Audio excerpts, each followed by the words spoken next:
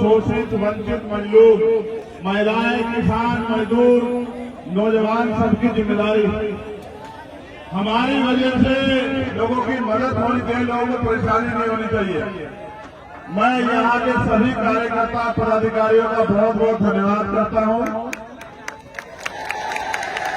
उनकी मेहनत को सलाम करता हूँ और उनके उज्जवल भविष्य की कामना करता हूँ कि महापुरुषों का आशीर्वाद उन पर बना रहे और आपका प्यार बहुजन समाज में ऐसे बना रहे।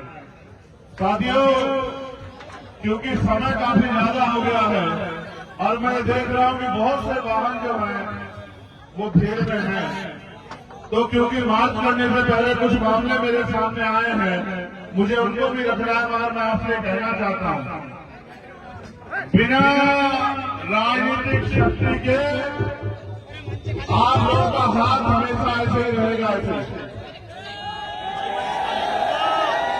क्योंकि जिनका दल नहीं होता उनके पास बल नहीं होता, जिनके पास बल नहीं होता उनकी समस्याओं का हल नहीं होता। आजादी के बाद आज तक भी अगर आप बुनियादी सुविधाओं से वंचित हैं, रोटी, कपड़ा, मकान, पक्की छत, साफ पानी, अच्छी शिक्षा, अच्छा इलाज, रोजगार, जमीन, धार्मिक आजादी, सामाजिक आजादी, भेदभाव के जीवन का अगर आप शिकार हो रहे हो तो इसका मतलब सरकारों को इन बातों से कोई फर्क नहीं पड़ता। आप ये बताओ, क्या इस गुलामी के जीवन को जीना चाहते हैं और आगे? ये भारत है, हम मध्य प्रदेश में है, यहाँ 90% लोग SC, ST, OBC और माइनॉरिटी वर्ग से हैं। मैं ये पूछना चाहता हूँ, लोकतंत्र का सिद्धांत ये है कि बहुमत का शासन होगा, जिनका वोट होगा उनका राज होगा। मध्य प्रदेश में कमजोरों का, गरीबों का राज क्यों नहीं है? कोई जवाब आपके पास? मायावती का बुलडोजर जाति धर्म देख के चलता है, गरीबों की तरफ चलता है। इनके राज में पटवारी की भर्ती होती है। पिछली बार इनके राज में व्यापक घोटाला हुआ, नौजवानों ने सुसाइड किया। मंत्री जी का बेटा रहेगा, मंत्री जी का भतीजा रहेगा, मंत्री जी का रिश्तेदार रहेगा, विधायक का रिश्तेदार रहेगा। ये मध्य प्रदेश के दलित पिछड़े आदिवासी कहाँ जाएंगे? सरकार के पास जवाब है, सरकार के पास एक ही जवाब है कि हम पे दलित पिछड़े आदिवासी मुसलमानों की ठेकेदारी नहीं है। नहीं, हम पे ठेकेदारी ना हो। इस देश के कमजोर वर्ग के लोगों पे कमजोरों की ठेकेदारी है। हम अपने भाइयों के हाथ पकड़ के एकता बना के आगे बढ़ेंगे और एक नया इंकलाब लिखेंगे मध्य प्रदेश में। अगर उनको हमारी परवाह नहीं तो हमें भी ऐसी सरकारों की परवाह नहीं। हम लोग 12 फरवरी को भोपाल में इकट्ठा हुए थे, आपको याद है या नहीं याद है? 4 से 5 लाख वंचित वर्ग के लोग इकट्ठा हुए। क्यों इकट्ठा हुए आपको याद है या नहीं याद है? हम इसलिए इकट्ठा हुए कि हम यहाँ बेबसी लाचारी का जीवन जी रहे हैं। इस प्रदेश के बजट में हमारी भी हिस्सेदारी है। इस प्रदेश के 90% लोग वो टैक्स देते हैं। फिर ये बजट अमीरों के लिए, पूंजीपतियों के लिए, नेताओं के लिए क्यों? इसमें गरीबों की हिस्सेदारी क्यों नहीं है? अभी मामा जी ने कहा कि हम लाडली बहन योजना चलाएंगे, 1250 रुपए देंगे। आप जितने लोग यहाँ खड़े बताओ, 1250 रुपए में महिला सशक्त हो जाएगी क्या? अब तक 1100 रुपए का सिलेंडर देते थे, अब चुनाव के समय क्यों दे रहे 1250 को? पता ही नहीं पता है। मैं बताता हूं, पहले होता क्या था, गौर से सुनना। गरीबों की वोट को खरीदने के लिए रात के अंधेरे में ठेला लेके पैसे वाले लोग आते थे और चुपचाप पैसे लेकर उनकी वोट को खरीदने का काम करते थे। अब वो ट्रेंड बदल गया है। अब दिन के उजाले में पैसे लेकर वोट खरीदने का काम कर रही है सरकार। क्या आप लोग बिकाऊ हो? आप मुझे बताओ, क्या बाबा साहब ने वोट का अधिकार बिकने के लिए दिया? क्या 1250 में अपनी वोट को जाली करके दे दोगे? क्या अपनी वोट का बाबा साहब के बच्चों कुर्बानियों से मेरी वोट का नहीं, बिल्कुल नहीं। ये वोट हमें गुलामी से मुक्ति के लिए मिली है और कमजोरों का राज भी देश में वोट के जरिए आएगा, क्योंकि भारत में लोकतंत्र है, राजतंत्र नहीं है। यहाँ इतनी कीमत किसान के वोट की भी है जितनी प्रधानमंत्री जी के वोट की है। इसलिए मैं आपसे कहना चाहता हूँ, किसी की बातों में गुमराह मत हो। आपको याद है ना, मैं आगे आया था उस हॉस्पिटल का नाम बाबा साहब अम्बेडकर के नाम पे करने के लिए। आपको याद है नहीं याद है? क्या हुआ? कब होगा? कब होगा? जब कलम की ताकत आपके हाथ में होगी, जब गरीब अपना भविष्य स्वयं लिखेंगे। अभी अभी प्रधानमंत्री जी महिला रिजर्वेशन लेके आए, मैं उस बात से बहुत सहमत था। जब तक मुझे ये नहीं पता था कि वो महिला रिजर्वेशन नहीं, महिलाओं की वोटों को लूटने का एक तरीका है। उन्होंने कहा पहले जातिगत जनगणना होगी महिलाओं की, फिर डिलिमिटेशन होगा, फिर परिसीमन होगा, परिसीमन के बाद 2029 के बाद लागू होगा। मगर मैं पूछना चाहता हूं प्रधानमंत्री को, पिछले 6 साल 7 साल 8 साल में बड़े बड़े मंच पे मुस्लिम बहनों को बुलाते हो और उनके हितों की बात करते हो, इस रिजर्वेशन में मुस्लिम बहनें क्यों नहीं याद आई आपको? इस रिजर्वेशन में पिछड़े वर्ग की बहनें क्यों नहीं याद आई आपको? इस रिजर्वेशन में आदिवासी बहनें क्यों नहीं याद आई आपको? इस रिजर्वेशन में दलित समाज की बच्चियां क्यों नहीं याद आई आपको? अमीरों का राज लाना चाहते हो, गरीबों को गुलाम बनाना चाहते हो। तुम्हारी एक एक साजिश का जवाब मेरे लोग वोट की चोट से तुम्हें सत्ता से बेदखल करके देंगे, याद रखना।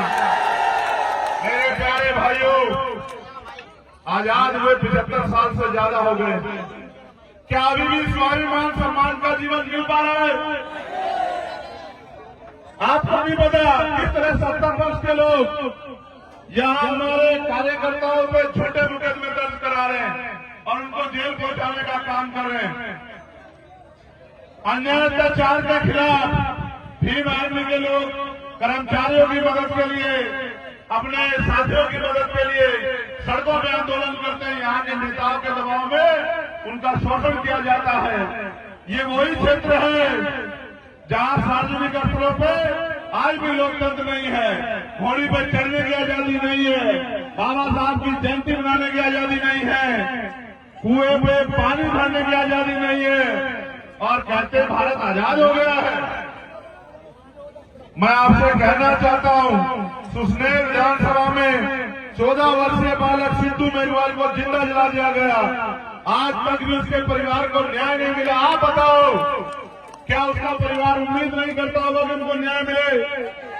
क्या सिद्धू मेघवाल को न्याय मिलना चाहिए, नहीं मिलना चाहिए? मिलेगा कैसे? ये डॉक्टर रमेश वर्मा जी भवानीपुर हत्याकांड में न्याय नहीं मिला, कैसे मिलेगा न्याय? न्याय देने वाले, जांच कराने वाले सारे तो उनके लोग हैं। अगर आपको न्याय चाहिए तो अपनी ताकत बनाओ, वरना न्याय सहने के लिए तैयार रहो। मेरे मेघवाल समाज के लोगों को बताओ, न्याय सबका जन्मसिद्ध अधिकार है, फिर क्यों नहीं मिला न्याय? कौन है न्याय के बीच में, रात के बीच में? आप बताओ। ये सरकार कोई बात नहीं, ये आपका खून है, इसे लाइट की जरूरत नहीं है। अभी तो लाइट गई है, अभी तो लाइट गई है। हेलो हेलो हेलो, चालू रहे। अभी तो लाइट गई है, लाइट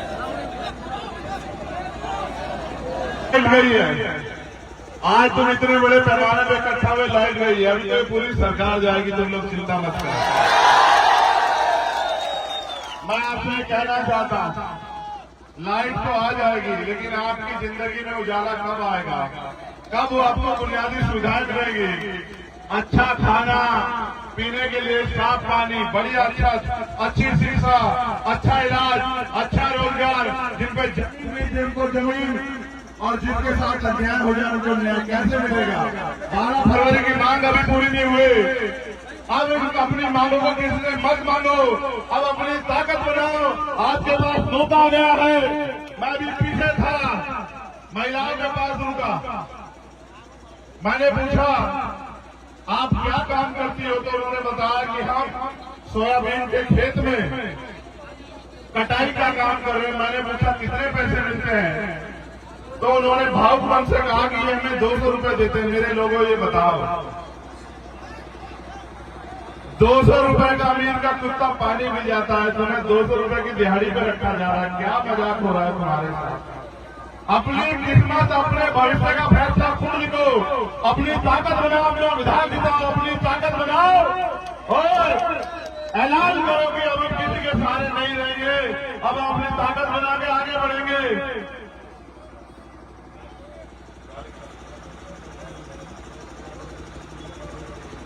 अच्छा, ये भारती जी कुछ कह रहे हैं, तुम्हारे लिए सुन लो। ये कह रहे हैं कि गुर्जर समाज के लोग बड़े पैमाने पर खड़े हो जाए। 7,000 वालों को विधायक बनाते हो और 50,000 वालों 7,000 वालों के आगे ऐसे हाथ फैलाते हो। क्या काम कर रहे हो यार? 50,000 वाले तो 2 विधायक बना दे, तुम अपना 1 भी नहीं बना पा रहे। चलो हम तुम्हें मौका देकर बनाना विधायक, तुम लोग क्यों चिंता कर रहे हैं?